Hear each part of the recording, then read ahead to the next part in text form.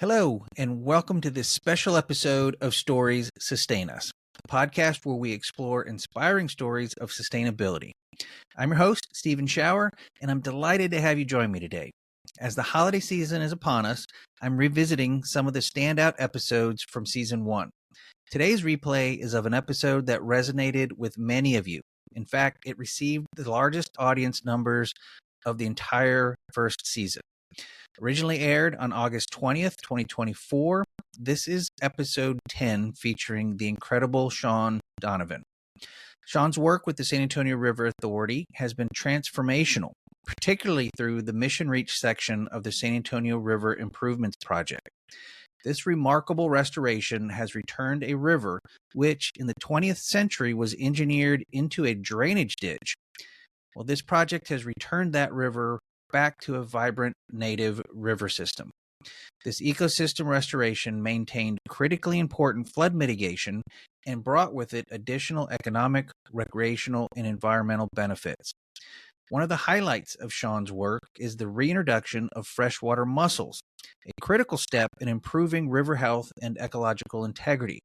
In fact, this week, Shaun and his team at the San Antonio River Authority are continuing this groundbreaking effort by releasing over 1,500 additional mussels into the Mission Reach section of the San Antonio River. This brings the total number of mussels reintroduced in 2024 to over 3,560, representing 4 native mussel species: the yellow sandshell, pistol grip, pimpleback, and three ridge. Gotta love those names of those native mussels down there in Texas. So this incredible milestone, the work that Shaun and his team are doing right now, truly underscores the project's long-term commitment to sustaining the river's ecosystem while also maintaining flood mitigation benefits. Let me remind you a little bit about Shaun Donovan before we dive back into his inspiring story. Shaun is the manager of the Environmental Sciences Department at the San Antonio River Authority, where he oversees everything from water quality data to aquatic species surveys. He's a certified fisheries professional, a project management professional, and a proud alumnus of Texas A&M University Corpus Christi. Shaun's passion for connecting people to environmental projects through storytelling and collaboration shines through in this episode. Having worked on the San Antonio River Improvements Project myself for over 15 years, I can tell you this conversation is near and dear to my heart. So, without further ado, let's revisit the incredible story of Shaun Donovan here on Stories Sustain Us, where we inspire action through the power of storytelling. Welcome, Shaun. How are you doing? Welcome to Stories Sustain Us. Thanks for joining me today. Yeah, my pleasure. Again, really good seeing you again, Stephen, and glad we could catch up and in a different forum than I probably expected to catch up with you again. So, yeah. It's good to chat. It's great to see you. And as just introduced you, we have a history together working at the San Antonio River Authority together, and it's thanks for taking time out of your workday to join me and tell the story of some really good success story what's going down there on the river, and in a world where there's so many hard or disappointing or sad environmental stories, sustainable stories. There's some real incredible success stories going down there, and we'll get to that in a minute. But let's jump into your story, Shaun. What's your story? Tell me about where you grew up, what life was like for you as a kid, how you became the professional that you are. Yeah, absolutely. And I do want to start off by I think you make a really cool point about the positive stories, because I think it's really cool to have a platform like this to be able to share positive things, because you're right there. Unfortunately, a lot of the environmental things you hear about are the doom and gloom and the negative sides of the current world we're living in, and the environmental ecological issues that are there, as opposed to the success stories and accomplishments. So it's a really cool work that you're doing with the podcast. So again, appreciate you having me on. Yeah, right on. Thanks. So I'm originally from San Antonio. I was actually born in Japan. My parents came over to San Antonio when I was 4 or 5 months old, so no recollection over there. Air Force Military family. And, yeah. But I was very lucky. My parents both decided to kind of do different tours. My dad was in the Middle East, mom was in Korea off and on, so we could stay here. So I've been in San Antonio my whole life. And, it's kind of funny that looking back, a lot of my formative kind of environmental experiences or things growing up was not San Antonio. In San Antonio, my brother and I are both soccer players, so that was our lives here. Yeah. Were sports, soccer, and doing things like that, playing basketball and younger but older, soccer every weekend. And so whenever we were free in the summertime, we'd go to the Northeast. My dad's from Massachusetts, mom's from New York, and so my earliest environmental outdoor memories were all streams and creeks and lakes and forests in the Northeast. None of them really in San Antonio. I were fishing for brook trout and rainbow trout, but I never really did any fishing for catfish or channel catfish or Sure. bass or anything. So it's kind of funny that a lot of where my professional life is in Texas, my kind of connection to that started in the Northeast. And the only things that really helped, I say the only thing, one of the big things that helped me really connect was the opportunities, the amusement kind of opportunities that were nature related. So the Whitty Museum here in San Antonio, Yeah, great museum. SeaWorld. My brother and I did like the SeaWorld camps when we were younger, and you do the 4 or 5 day camp at SeaWorld for the summertime. And Thursday night, you get to do a sleepover inside the penguin exhibit viewing area or the aquarium viewing area. So those are very indelible memories for me growing up as a kid. And that was like the big spark. I remember being a kid and saying forever, I'm going to be a marine biologist, going to be a marine biologist. And that's kind of where my passion started. And so whenever I was looking for colleges, I had 2 requirements. It was, can I play soccer somewhere, which not really wasn't very good. So I wasn't going to go play college soccer. And then can I go somewhere where they have a biology program? I ended up kind of narrowing it down to 2 places. There was a place called Spring Hill College in Alabama that had some soccer that I could play over there. But a buddy of mine was going to Corpus Christi, and we decided to go together. And so I went to Corpus for college, and that's whenever the connection to the actual industry and really getting my feet wet in a lot of different places, literally and figuratively, started down in Corpus. And loved that place. It's the campus is an actual island where we were the islanders, but it's surrounded by bays. So there's Oso Bay system right behind it. There's Corpus Christi Bay right in front of it. So you were literally surrounded by the thing I went there to study, and I loved that, and I got really fortunate. I volunteered in an environmental microbiology lab when I was a junior or sophomore, I think maybe a sophomore. And then I got my first job in the field. I was making $5.25 an hour working in an environmental microbiology lab. And the funny thing is I always look back, and that's probably one of the biggest resume points for me that ended up getting me a job at the River Authority was volunteering or working for $5 an hour in an environmental microbiology lab. And I just, I never thought that would be the thing that would help me land a job that I've now been here for 12 years. But I did that for a little bit. Then in my end of my junior year, going into my senior year, I got an opportunity to do what's called an REU, or research experience for undergraduates. And really, really lucked out on that, because it's funny, there's always these turns in life where it's like, you think you have this big downside of, I was applying for a Texas Parks and Wildlife Department internship. And I was down to the final 2, and it was like a young professionals internship, and I ended up not getting it. And I was super bitter because the person who got it was a decade older than me. I was like, wait a minute, they're not a young professional. Being this snotty 21-year-old kid, not getting an internship. But then a few weeks later, I got this REU, this research experience for undergraduates, to work in a fish assemblage lab. So, fish assemblages are what species of fish make up this group of organisms in a river or in a creek or in a bay or in the ocean. That's the assemblage of fish. And I got to do that work in Micronesia over the Pacific. And so I got to go to Micronesia the summer. So I guess it was earlier, because I got to go the summer after my senior year. And then the first summer of graduate school, I got to go to Micronesia to do this work. And that's when I was over there, I fell into this project. That was my professor at the time.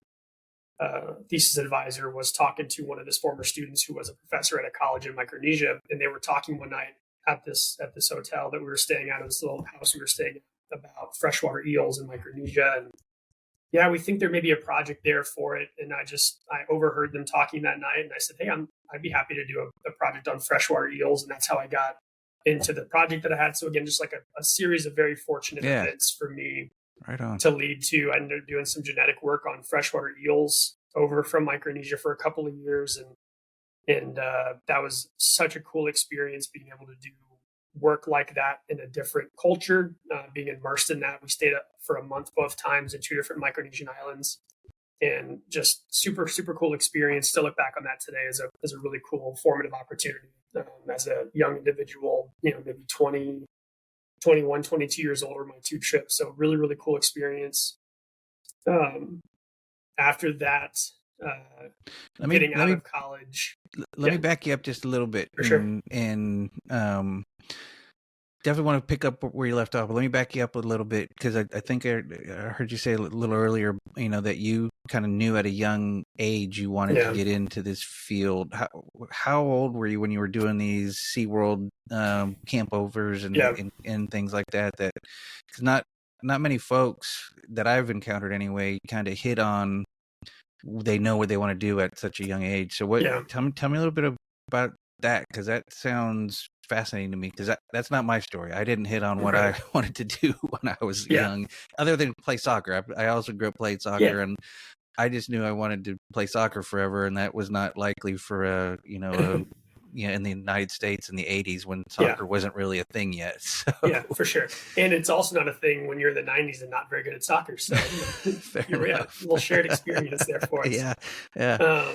So how old were you when you kind of hit on this is what I want to do when I grow up kind of thing? Yeah.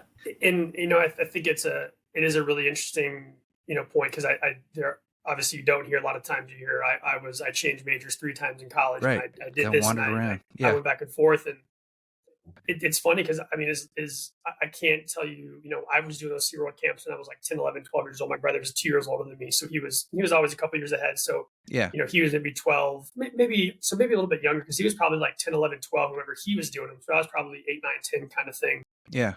And it was always fascinating to me. It was always, I was a huge fan of water too. Yeah. So just like being in water, going to pools. Our a couple that my parents had a really good relationship with, Terry and Grady, kind of like our second parents. They had a pool in their backyard, and my brother and I would be there, and we'd be in the pool for as long as they would possibly let us. And so like the water always fascinated me. And then going to those camps, it was so cool. And again, going back to Massachusetts and going fishing with my dad in like those creeks and brooks. And, I would fish for a little bit, but then I would just like go walk in the creek, and I would go pick things up. And I remember my brother was playing a soccer game in Austin.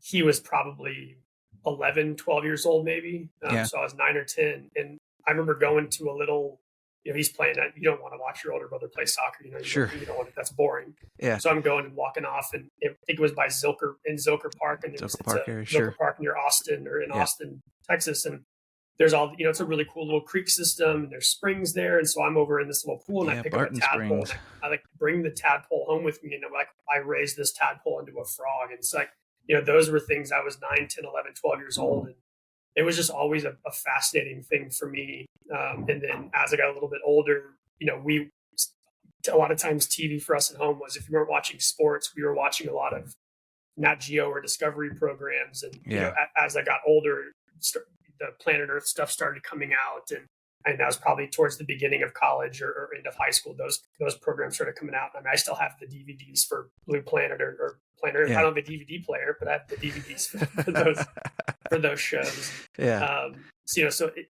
Ever since I can remember, that was my goal, and I went into school with I wanted to be a marine biologist, and I got to do my degrees are in marine biology and general biology. And so I consider myself very fortunate to be able to have found and connected with that passion. Yeah. When I was a little kid, and my parents were really great about providing us opportunities to explore those types of things. Again, going to a SeaWorld camp, obviously the fortunate part of living in San Antonio, and my mom and dad, really stretching themselves. And I think if you talk to people in the Air Force, two young individuals in the Air Force aren't making a ton of money. So, my parents were able to stretch and do things for my brother and I like that. And so, hugely beneficial to have parents that were really committed to the passions that we had.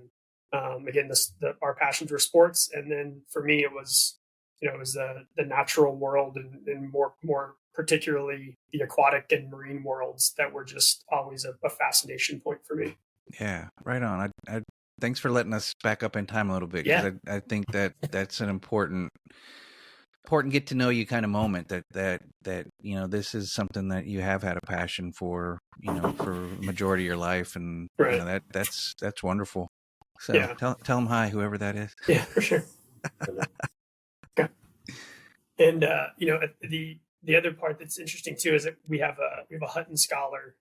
Hutton Scholars through the American Fisheries Society program. Yeah, they're at the River Authority. And yeah, the high school, they're high school students. So we get a high school student for 8 weeks at a time, and we have Angel Acosta as our current Hutton Scholar.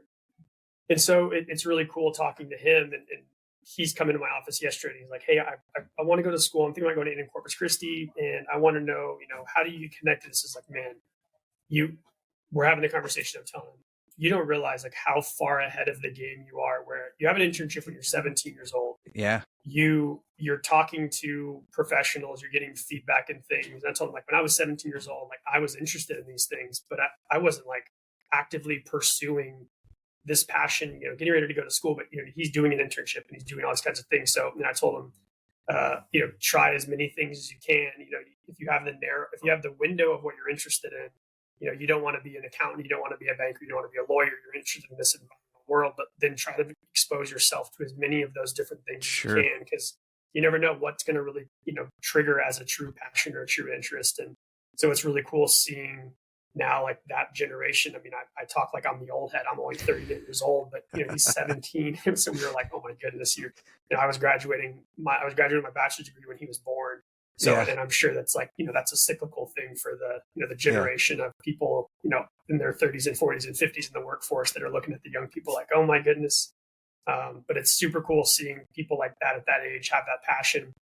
And even then is like the how values driven that generation is really cool. I want to work for a company that supports the things that I support and has sustainability measures. And like, I think that's a super cool thing to see. And so talking to that generation is fun, especially as you reflect back to what was I doing when I was 17? What was I doing when I was 20? What was I doing when I was 25? And but yeah, very fortunate that I was able to connect with the passion young, and then again, be able to find the opportunities to continue to again, do what I'm passionate about today, and have some really cool opportunities to accomplish some really cool things that are advancing the environmental health of the community that is my home and also my workplace. And so that's a lot of really cool confluences in my life for sure. Yeah, right on.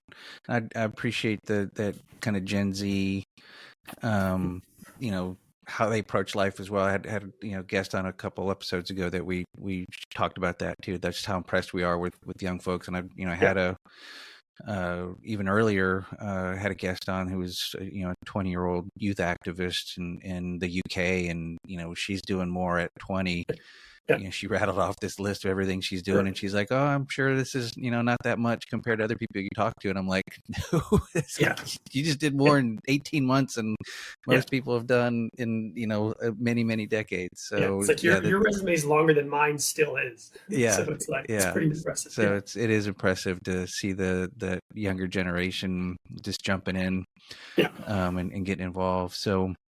So back to you, I guess, as a younger person. You were finishing up in Micronesia. Thanks for that little diversion back in time a little bit. I appreciate it. But you were finishing up your work in Micronesia, I think, is where we left the story. So pick us up again. Where are we going next? For sure, yeah. And so at that point in time I graduated my master's degree in 2010. And the semester I was finishing up my thesis, I did some work here back in San Antonio at Camp Bullis. Is a military installation that is for Army training. So it's a very natural space in the middle of, it's a natural space very much in the middle of not natural spaces in northern San Antonio, where you have these huge developments around it, and endangered species called a golden cheek warbler there. So I was doing surveys on Camp Bullis, and then the next part was like this was another just like pivotal moment of where I could have gone. So I was looking for jobs in the summer of 2010, and I'll always remember where I was when this happened. Is I was like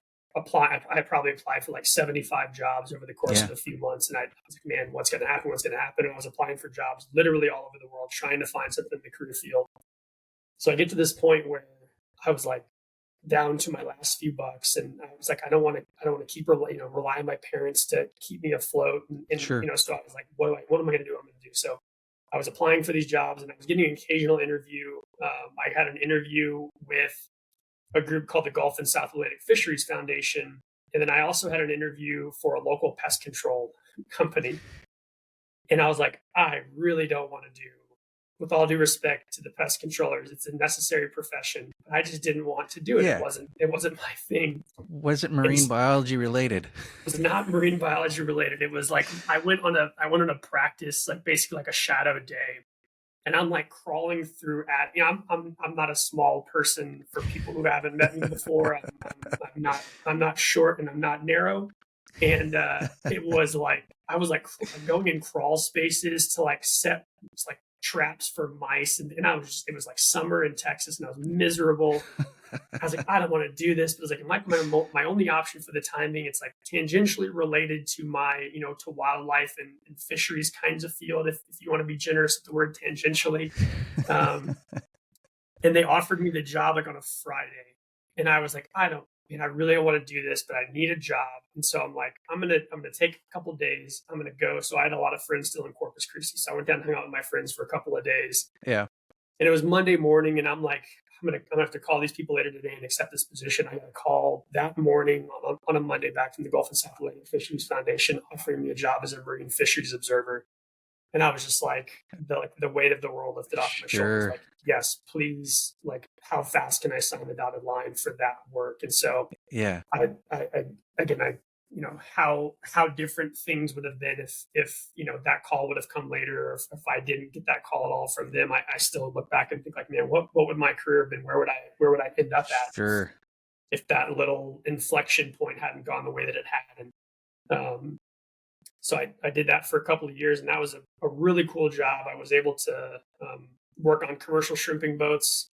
I would go offshore with them for my longest trip, I think, in one go was 28 days offshore. I did a trip where we were back and forth for about 42 days offshore, back and forth. And we were offshore for maybe 40 of those 42 days.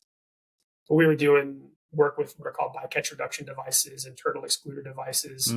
And then we were doing called electronic logbook program, where we would see, anything that isn't shrimp and on a shrimp boat is considered bycatch. So how much of that bycatch were sport fish, like red snapper or redfish or speckled sea trout, and what percentage of that bycatch were sharks. And so some of those were endangered species or threatened species. And so you would kind of keep track of that bycatch on those boats. I did that for a couple of years. It was a super cool job. A lot of really cool kind of stories and cool pictures and just experiences with that. So I loved that job, but it was where were you kind of ported at? Where were you going, getting in and out of port? Yeah, we were. So I did a few trips out of Freeport, Texas, which is kind of Galveston, Houston area. So Northeast Texas coast. And then I would do some other ones, Bon Secour, Alabama, Houma, Louisiana. So just all Gulf Coast stuff for that job. But it was really cool. You get a call and you're going to go meet a boat in Alabama and you're going to leave. And so it was a really cool kind of unknown thing. You got to meet some very cool, very interesting people. It was a fun job for a young single individual. Was a good 2-year experience. Were the shrimp boat folks, eager to have you on board, or were they just like, who's this guy that's messing with our business? Right. But, the guy who was my supervisor as I was a contract employee, but the guy who I coordinated with the Gulf and South Atlantic Fisheries Foundation was named Daniel Parsley, and he said, the good thing is there's observers and there's dam observers. And so he said, we're observers because we actually paid the captains and the boats for us to be on their boat. Oh, yeah. So we would pay them $150 a day. So no matter how the fishing was, they made $150 a day from us. Now that's not a lot of money, but it's better than. Sure. You're a paying passenger. Yeah, exactly. The dam observers were like NOAA and the National Marine Fisheries Service. The regulators. If I was an observer and you were a captain, I'd say, Captain Shower, hi, my name's Shaun. I know you're leaving this afternoon. I'm going on your boat. And you wouldn't have a choice. It was something you had to do. And it was like you sucked it up and you took this observer out on the water with you. So the captains that we worked with knew we were coming. they knew we were going to pay them every day to be out there to collect this data. So they liked us because of those reasons, whereas other captains hated observers. You have, I mean, Sure. we would go and do like trainings with the NOAA and the NIMS observers, and they would tell us these absolute horror stories of these captains that would just treat them like garbage because they were these unexpected people. And the boats that are going to agree to be part of our program are the ones who are not going to have violations of. Sure. They're Yeah. not going to have expired tags. They're not going to be keeping illegal species. So right. Yeah. There's a reason probably why some of the captains didn't like the regulatory observers, because maybe they weren't always doing things the way they're supposed to. So I got to change a couple things up now that you're joining me on this boat. So exactly. Yeah. So that was a nice difference than some of the other folks that did that job. Yeah. The regulators get a hard time, but they have an important role to play in at least my view of the world. Overregulation is a thing, but regulation is important regardless. Yes. So there is a line to walk. Yeah. And there is some of that is needed. And I mean, I was stunned by the number of, really it wasn't a lot, but there's a couple of captains that would still just like, you're not allowed to keep red snapper on these boats. He would keep red snapper. And I'm like, hey, kind of my job to go back and say what you're doing. You shouldn't do this. Oh, it'll be fine. I was like, all right, well, I'm going to do my job when I get back to shore. Yeah. So I got back to shore, and that's one of those longer stories where there was a lot of things going on with that particular captain that weren't the greatest. So, Well, that's an interesting part of your story. I don't think I ever knew that part of your history. So that's a fascinating job that it was you had fun for a few years. Yeah, it sounds like it was interesting. So right, and then the kind of the last bit of my journey before the River Authority was another kind of just like really good happenstance. And so whenever I was kind of finishing up my time, I kind of knew it was like, this is not a long-term career thing. Sure. I don't want to be offshore for a month at a time for the rest of my life. And towards the end of my job, I started dating the woman who's now my wife. So Chrissy and I met in 2012. And so as you're developing that relationship, relationships are hard to develop when you're gone for a month without cell phone reception or ways to contact anybody. And so we started kind of dating. So that's kind of where my thoughts started going. In addition to us starting to date, it was also just like I was ready to stop doing that. And I was looking for some jobs, but, not terribly active, kind of starting to look. And so because I was gone about 9 months out of the year with that. For those 2 years, I was staying with my parents still when I was back. And so I was at my parents' house after a trip, and my parents were both at work, but they got the San Antonio Express News at the time, our local newspaper. Mm-hmm. And I mean, they knew I was looking for a job. So if they came across it, they would kind of pass it my way. So I came downstairs one morning, they were both at work, and on the kitchen table was a newspaper cutout of an aquatic biologist posting for a job at the San Antonio River Authority. So that was how I first heard of the River Authority and first found out there was a job there. My mom cut out a newspaper clipping and put it on the kitchen table. That's awesome. That was how I found out about it, applied for that job, and I got that position in October of 2012 here at the River Authority, and I've been here since then. So started as an aquatic biologist, and I'm managing the environmental sciences department now, and it's been a really, really fun 12 years of my life. And I think we do a lot of really interesting, fun, unique things here. But I also never knew about the River Authority until I started working at the River Authority, until I saw that newspaper clipping. And I know that you, as the the director of our communications intergovernmental stuff before, know that getting people to know who we are is a constant battle. Yeah. I still have friends going, saying, my buddy Shaun, he works for SAWS and San Antonio Water System. I'm like, nah, I don't. But water is good enough. It's good enough. Or you work for the city. People, it's confusing. Yeah. Exactly. Yeah. So. Well, the River Authority is my big piece of my heart's there after spending 15 years working there, and I couldn't agree with you more. The agency does some really impressive work, and I would say progressive work. In all the years that I was there and had the opportunity to travel around the world and talk about the river improvements project that we were working on, the Mission Reach project, which we're going to roll into here, I imagine, with your story.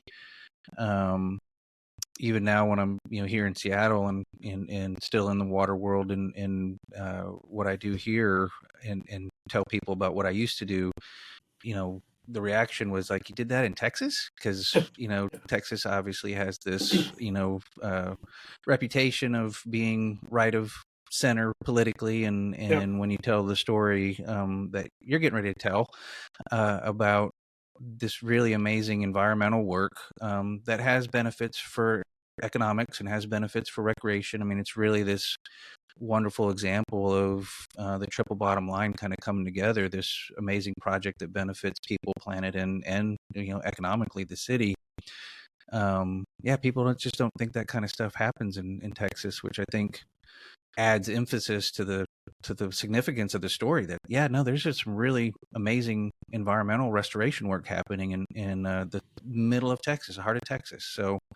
So why don't we move into that, Shaun? Tell us a little bit about the San Antonio River Improvements Project, particularly the Mission Reach project, which is the ecosystem restoration section of that big, $384 million project. I won't talk about it because I spent most of my life talking about it, but I will let you tell everybody about it now that I don't work there anymore, and it's your job to promote it. So what is the San Antonio River Improvements Project and the Mission Reach section? What is that? And the floor is yours. I'll stop talking. Yeah, no, you're good. And obviously, because you obviously have more, you had a longer background while that project was active than I certainly did. And so, you can, I think you can definitely add more context and nuance than I can. And obviously, I think we can collaborate to tell that part of the story, and then, pick up some things with, more recent last few years. But yeah, I mean, and, I think your point is really well taken too. Is you hear a lot of these things that, there's from a distance, everything, unfortunately, everything seems blue and red, black and white, if you will. Right. And there are, as you get closer to things, there are, like with anything in life, there's nuance that people lose when you're looking at it from a distance. And there are a lot of really cool environmental success stories in Texas. And, we're very fortunate to be a part of a number of those. And, but yeah, I mean, the big one, the big feather in the cap of the San Antonio community, and I say San Antonio, but really expand that to San Antonio and Southeast, Bear, Wilson, Karnes, and Goliad are the 4 counties of our political jurisdiction. And so it's a regional success story. Yeah. But at the same time, it's a federal success story because it is, largely a federally funded project with Bear County dollars and City of San Antonio dollars and River Authority dollars. And so, these collaborations are there, in a lot of states, not just the ones that are, the blue states aren't the only ones that are doing these environmental positive things. And, it's also, it's a valuing of nature. I think one thing that, I know this is maybe a little bit of a tangent up front prior to the full Mission Reach story, but we've been doing some of these things recently about telling the story of what you do as scientists. And I think that's something that I started learning here from you and your team at the River Authority, is like, we have to tell the story of what we're doing to help people understand, because here in Texas, people value wildlife, whether that's, consumptive purposes like hunting or fishing, or that's bird watching or going boating, whatever. People do value the environmental components of a place like Texas. And so how do you tell the story to connect with people? Right. And that's a huge part. I mean, that, you guys and were telling the story for years and years about how big this improvement project would be. And that's what led to federal funding and local funding, was because you were telling the story. And so, more recently, than a lot of science communication things, but that's a huge part of it. A huge part of the original getting to the success was telling the story of what this could do for a community and getting people locally to buy in, because it was not a small investment from the city and not a small investment from the county. These are large ticket items here locally as well. So, a really good point to make is, there's value in environment throughout the country. It's just, how do you connect to those people and tell the story in ways to touch them as well. So, end of tangent, but to the great Mission tangent, part. Important tangent. So the Mission Reach is just south of downtown San Antonio. So everybody knows, I would imagine a lot of people know of the San Antonio River Walk. That is, the main part of downtown San Antonio. It is an actual river system. We always get people going up, I didn't realize the river extended beyond downtown. And it's like, it is a man-altered structure, but it's not a man-made water body. It is a natural system. And so where the Riverwalk ends, just south of downtown, is the start of the sanitary improvements project and a small 1 mile stretch called Eagle Land. And that's kind of a transition from this, the pictures you see online of the Riverwalk that are channelized with restaurants and bars and hotels. And just downstream of that is kind of a transition zone for about a mile. And it goes into what's called the Mission Reach. And the Mission Reach is really the heart and the core of the sanitary improvements project. And it's in total, if you include the Eagle Land stretch, it's about 9 miles of river. The San Antonio River is 240 miles in total. So if you look at it from that perspective, it's a pretty significant chunk of the entire river, a little less than 5% of the entire river, that's a big restoration project. And yeah, I believe it's still the largest urban largest urban stream restoration project in the country at that 9 miles. And so, really proud of that. But it really turned what was this trapezoidal, mode channel that was there strictly for flood conveyance.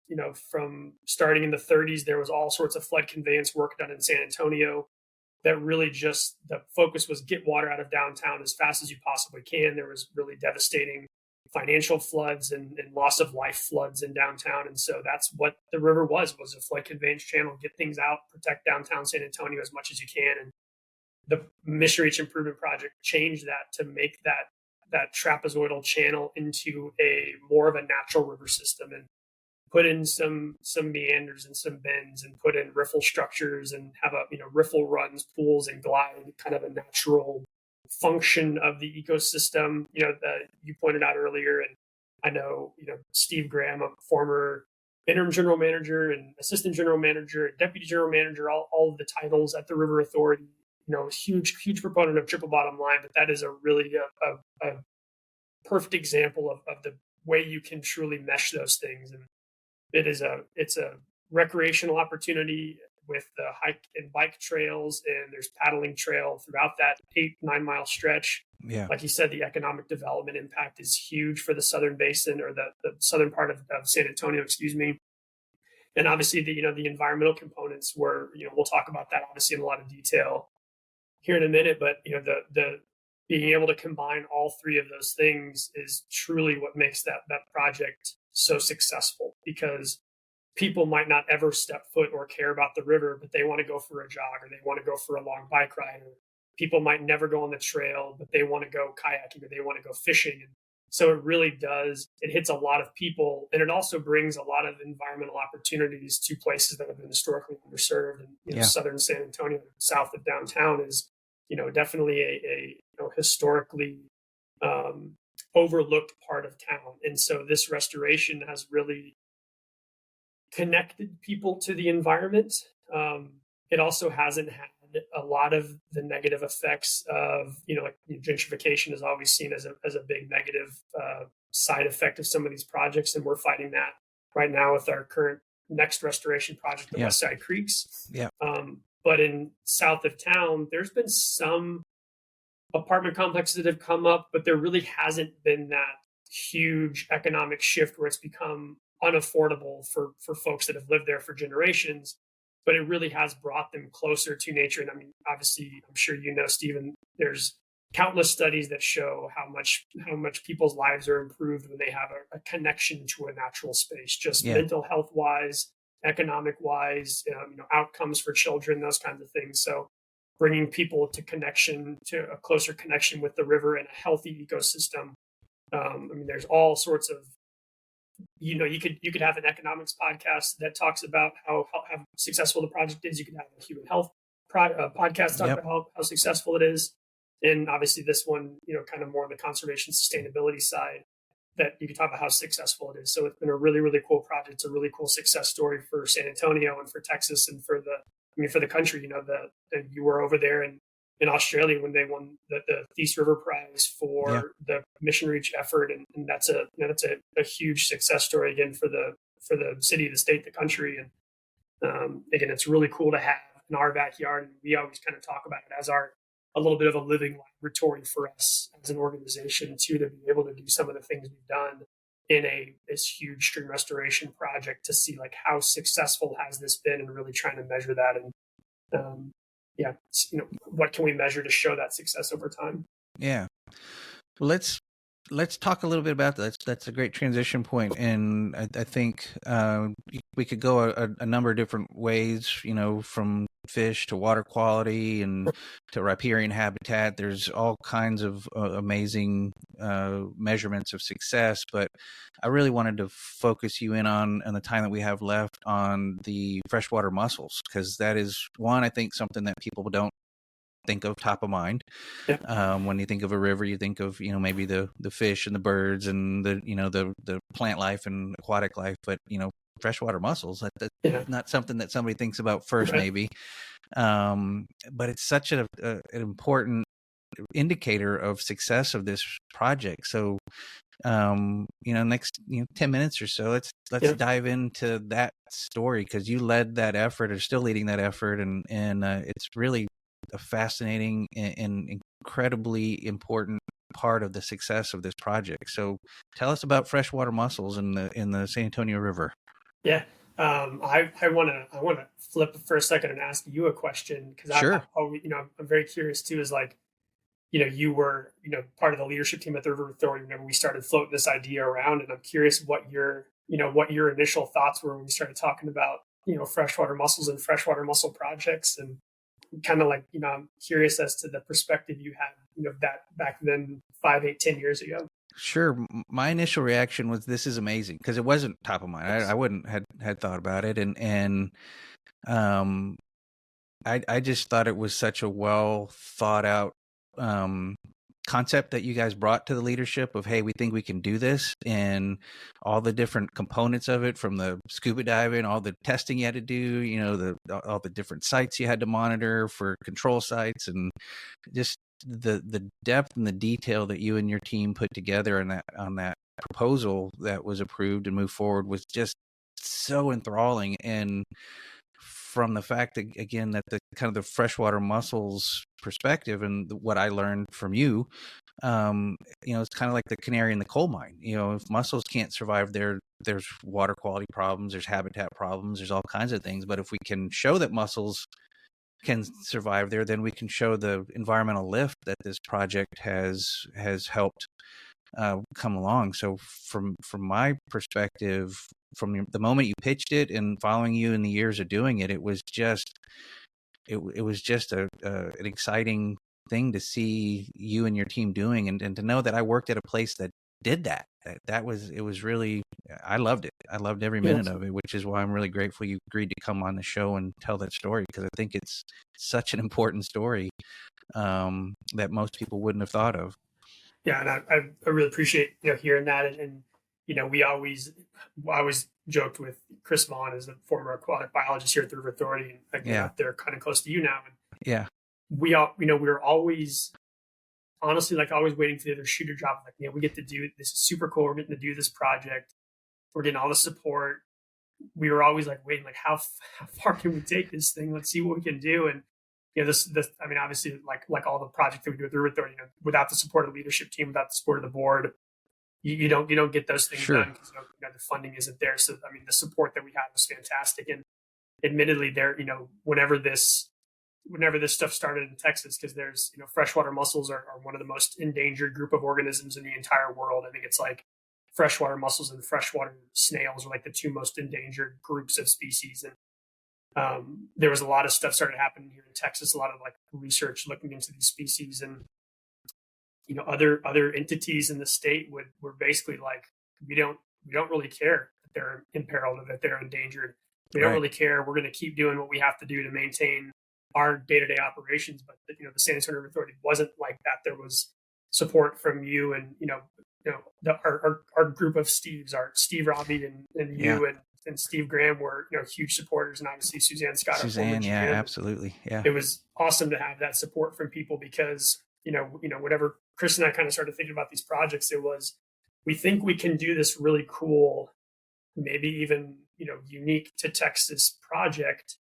What support are we going to get? And then, so whenever we got that support, obviously that was hugely meaningful for us, and so it's really cool to kind of circle back on some of the origins Yeah. from your perspective. And I'm glad you guys took the chance and threw the idea out there, because it was, we loved it at the leadership team, and so glad you guys did the work.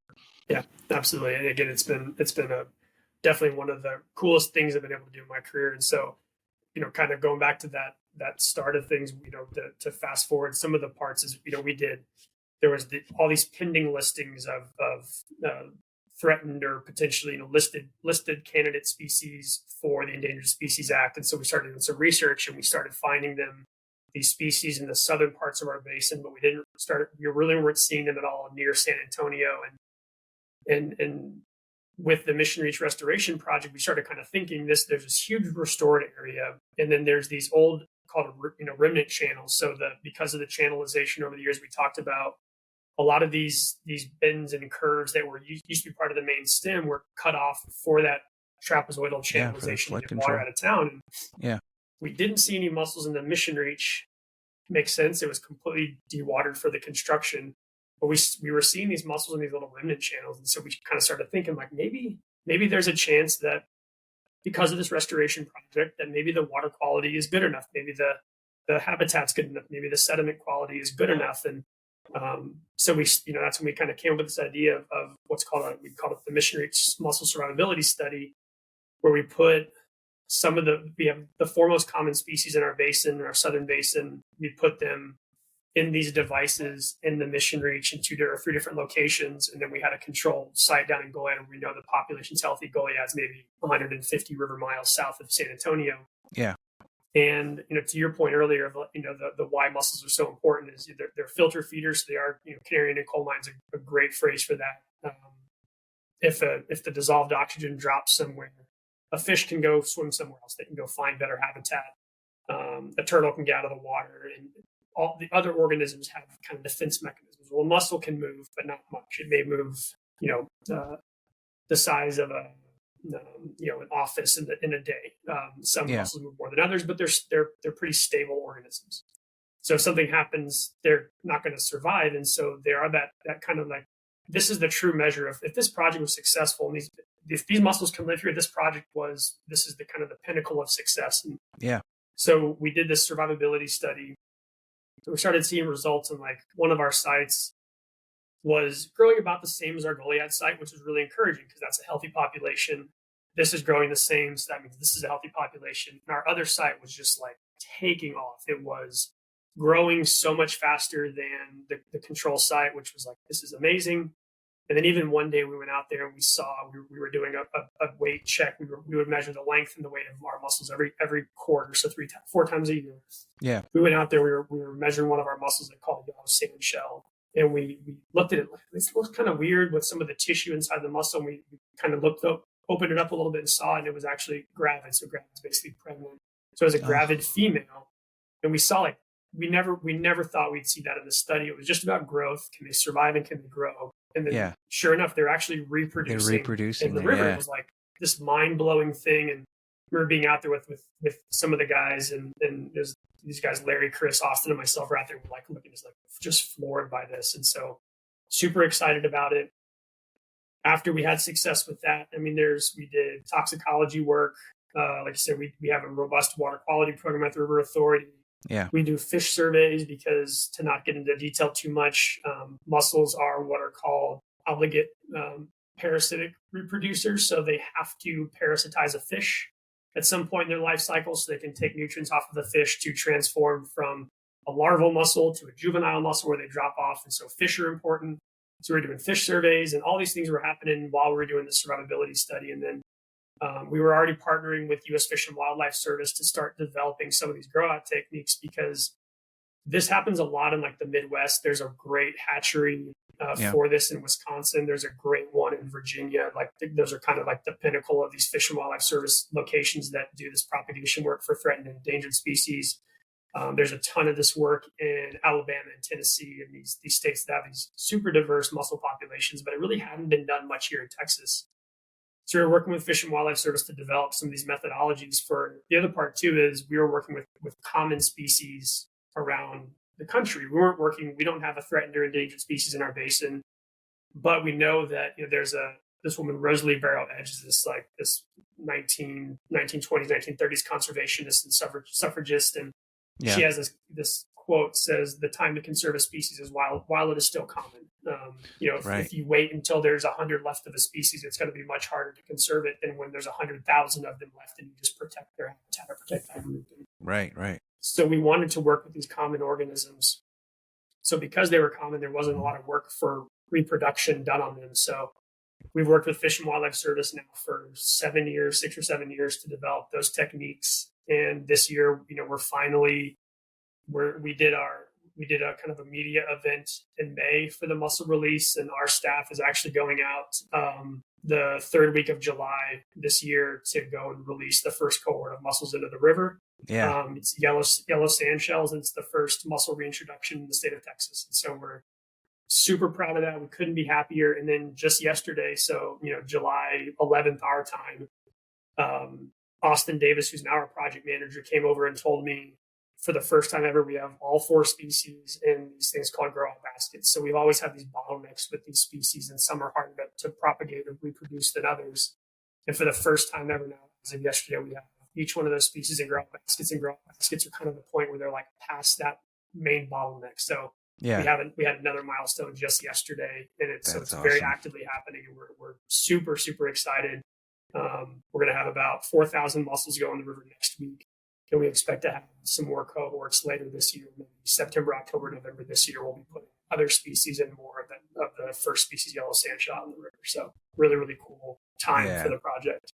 That's so amazing. I disconnected from it obviously for a few years since I left the River Authority, but I still follow you all on social media and friends there and everything. And so I saw the media a few months ago. Which is what triggered. I was like, "Oh, it's happening! It's there. They made it. They're getting. I got to get Shaun on to talk about this because I a few thousand miles away here in Seattle, I was still celebrating that win that you guys are experiencing right now because it was such a that project's a big part of my life and to see this particular aspect of that project become successful and not only for the mussels, which is amazing, but for the larger story of how healthy that ecosystem restoration project is becoming, really in the heart of the 7th largest city in the United States. Tells that story of success that look, everybody, you can restore a riverine system in an urban environment to the quality that these really sensitive species can not just survive, but they can thrive, they can reproduce. I mean, what an amazing success story. I'm just so happy for you and the team, and grateful to you and the team for coming up with the idea in the first place. And I'm kind of silently celebrating with you from a distance because it's such a big, important win. And I'm just happy for you guys. So it's really cool you reaching out, because there was a moment where we were doing that media event. So we're down by the river, and we had like a River Authority podium. We were having the regional director from U.S. Fish and Wildlife Service, Amy Luter's there, and our GM now, Derek Bays, and our chairman of our board, Jim Campbell. And I'm not part of like the press conference part at all. We're there. We're going to do some photo ops afterwards, and I had an opportunity to kind of like step back and just see. And we had Parks and Wildlife, and we had Fish and Wildlife Service there, and some of our River Authority partners and the media.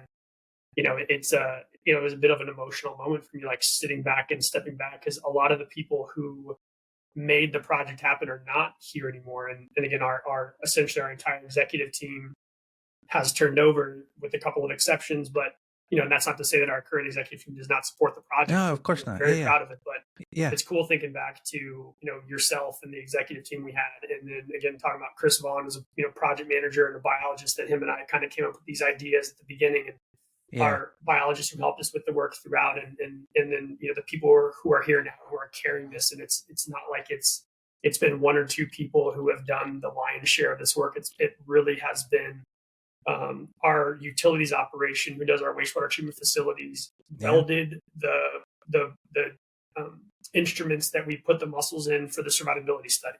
Our watershed and park operation team was involved in helping us with site access and getting instruments and, getting gear into the water. And it was an organizational success story. It was, again, a community success story. Absolutely. Like you said, it shows the seventh largest city in the country. And then, the San Antonio River does not have the greatest reputation, even amongst the citizens of San Antonio. You have this muddy water, dirty river. And Charles Barkley it's such a always commenting on it. Charles Barkley, Mark Cuban taking shots at us. Yeah.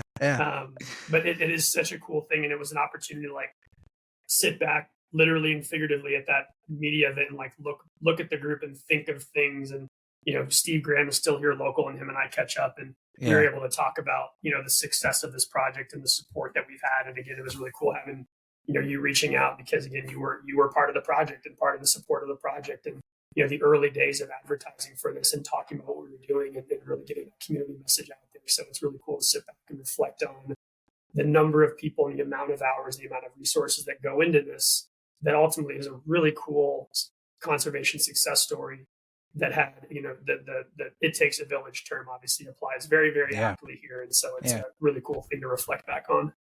You're making me tear up, dude. Yeah. It's awesome, man. I'm telling you. I'm so proud of that project. From that perspective, we've been doing this from the surveys part themselves, we've been doing this stuff for a decade. Yeah. It's been from surveys starting in 2014 was our first approved project. Then in 2017 of survivability. In the last few years, this reintroduction effort. So it really is the culmination of a decade of work. And, the unfortunate part, we're such a instant gratification society. Yeah. That these things don't. That's one of the biggest parts is we've had the rope to do this, where a lot of people could have said 5 years ago, we're going to pull a plug. We don't have any tangible results. There's not mussels in the river. We're going to pull a plug, and we didn't. We never did. Our board didn't. Our executive team didn't. Our staff didn't. We kept moving forward, and now we're we're finally bearing the fruits of our labor over the years, and that's such a cool thing to reflect back on. And Chris and I joke because part of this project was our first draft of the project was on a cocktail napkin on a plane coming back from a conference in Kansas City, or from a conference in maybe Portland, coming back from a conference together. That was when we started kind of brainstorming this whole thing, and here we are, and it's such a cool community success story. Yeah, well, it is an amazing story, and thank you for your leadership from day one to present day. It takes somebody to have the idea and the know-how and the ability to do it.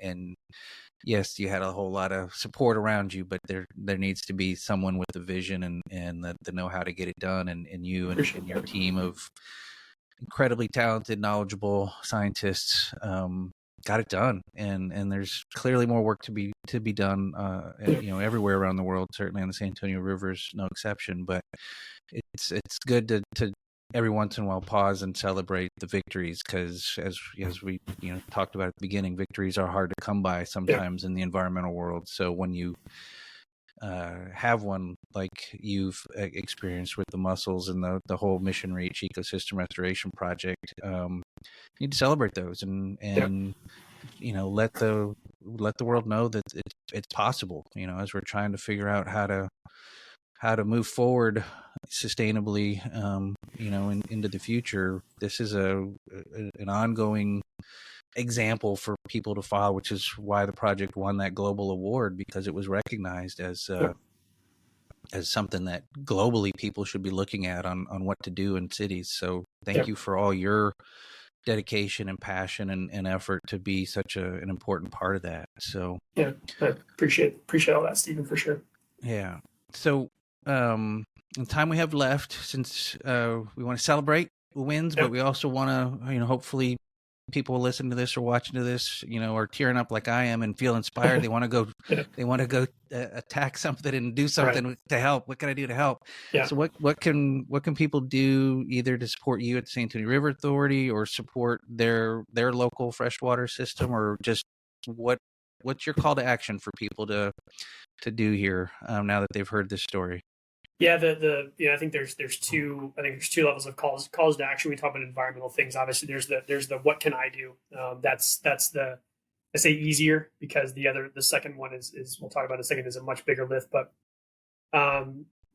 think about think about where you are, think about the system you interact with, and how what are the little things you can do to ensure that you individually or your family or friends or your community are taking those little steps to protect um, a local water body, or a local, whether your thing is a water body or a forest or a meadow, something. I think we all have to some level of visceral connection to some part of nature, and Yeah. there's nothing too small. We always talk about, put plants, put plants, native flowers on your back porch if you have an apartment. Put it, go and try to be involved in a community garden. If you have the means and the ability to do larger things, like do something in your yard that collects stormwater, so it's not running off and decreasing water quality. Those are all building up to larger things you can do. And if you have a chance, connect with your local organizations. I know in Texas we have river authorities that there a lot of those groups have outreach opportunities, but whether that's a watershed conservancy in a different part of the country, or whatever your local group is, if it's a trash pickup day, if it's just learning about what's around you, there's steps you can take. There are groups across the country. People would love to have you help out with preserving and protecting natural spaces, and enjoy those natural spaces. Go out there and go to a park, go to go kayaking, go appreciate those kinds of things. I think that one thing we always talk about, to kind of bring it back to the mussels for a second, is we always talk about, like, the connection you get when you experience these things. First, I never worked with mussels till I worked with the river authority. And the first time I picked up a mussel out of the sand or out of the gravel, it's like you have this lifelong connection to that experience. And so if you have those experiences, you connect to those things better. So, I just advocate, if you have the opportunity, if you have the time, go to those natural spaces, engage in those. And, the second part is the bigger part is,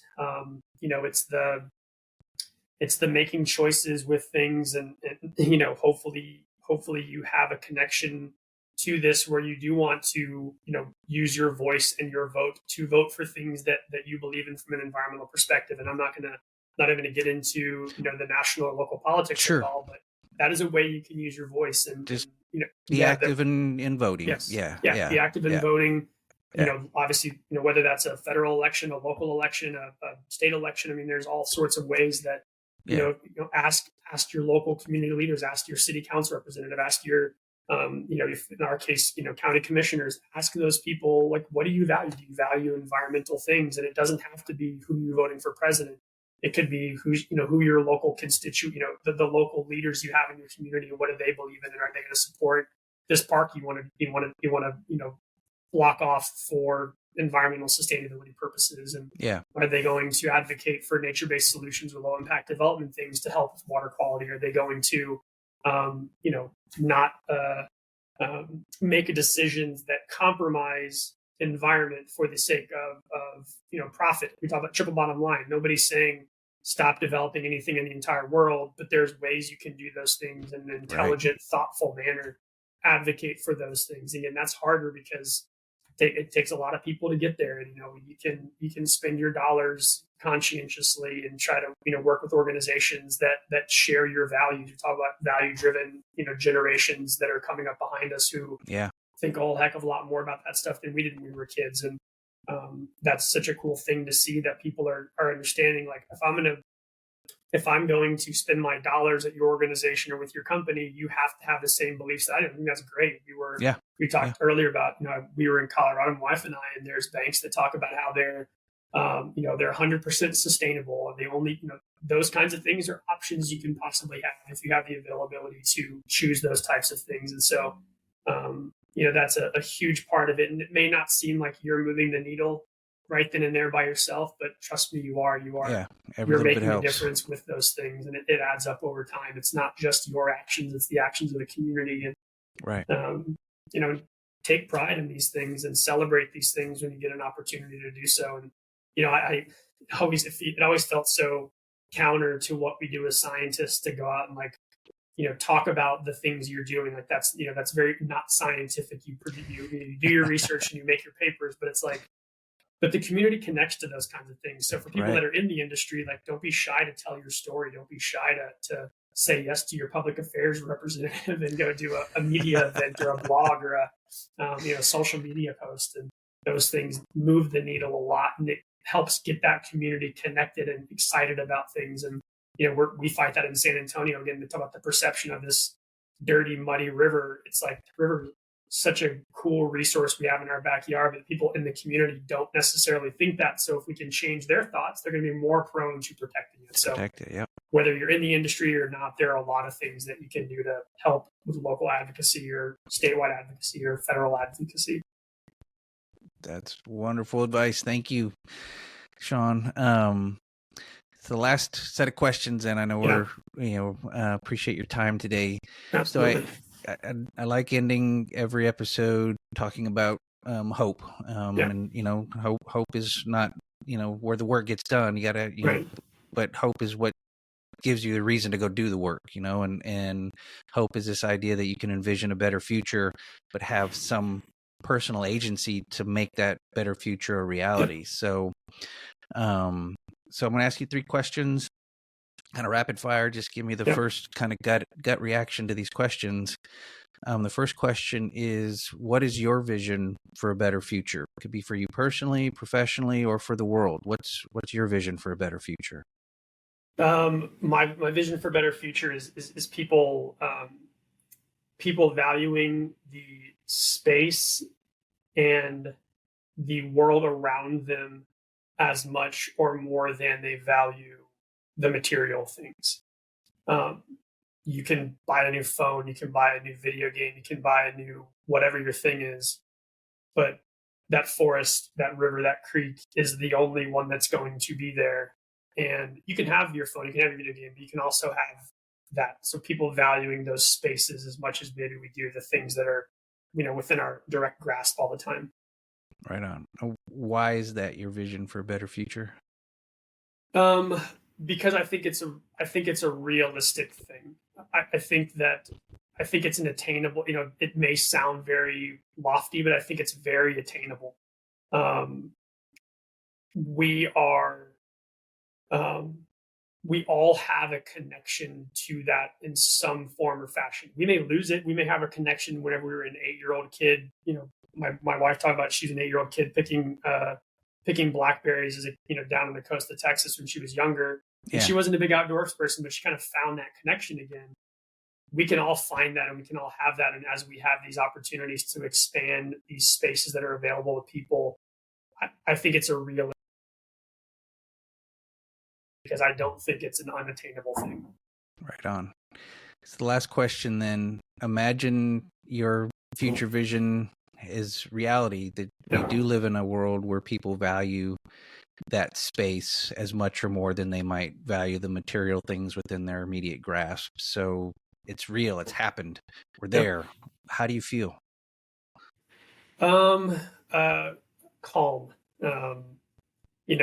The being able to sit back and enjoy and not, we have a lot of positive stories, but again, there are a lot of negative ones. And I feel like maybe we'd be out of, or at least on the back end of that constant churning of the wheel of trying to not take those 2 steps back after that 1 step forward. So calm, relaxed, enjoying a creek or river somewhere, probably. Right on. Right on. Well, thank you, Shaun, so much for your time today. Thank you for all the amazing things you're doing for the San Antonio and South Central Texas community, and frankly, the nation and the world. Your work is really kind of the leading the way in many areas. So thank you for all that you're doing, and thank you for taking time to join me today and share your story with us. And really appreciate it, man. I'm going to continue to follow you from afar and cheer you on, and look forward to celebrating your next victory down there. So thanks for being here with me today. Yeah, we really appreciate it, Stephen. This is an awesome opportunity to chat with you again, and appreciate the very kind words, and always excited to talk about it when we can. All right. Take care. Yes, sir. Bye. Thank you for tuning in to this Encore presentation of Stories Sustain Us. Shaun Donovan's work with the San Antonio River Authority is a testament to the power of collaboration, innovation, and storytelling in driving meaningful environmental change. as we celebrate the reintroduction of over 3,500 native mussels into the mission reach of the San Antonio River this year. Let's take inspiration from Shaun's commitment to sustainability and ecological restoration. It's stories like these that remind us of the positive impact that we can all have on our world. If you enjoyed this episode, please share it with someone who might be inspired by Shaun's work. And don't forget to rate and review Stories Sustain Us on your favorite podcast platform. And please be sure to follow Stories Sustain Us so you don't miss any episodes. As always, I really thank you for your support. So as we continue to celebrate the stories that sustain us this holiday season, the next episode will be the final season 1 show. If you're a follower of Stories Sustain Us, you know every interview ends with me asking each guest the same 3 questions about hope. In this final season 1 episode of Stories Sustain Us, I am replaying all the responses I received to the questions about hope.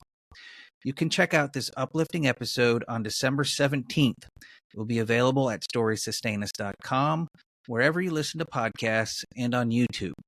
And don't forget to mark your new 2025 calendar. Season 2 of Stories Sustain Us launches on January 14th with brand new stories that will inspire you into action. Till next time, I'm Stephen Schauer. Please take care of yourself and each other. Take care.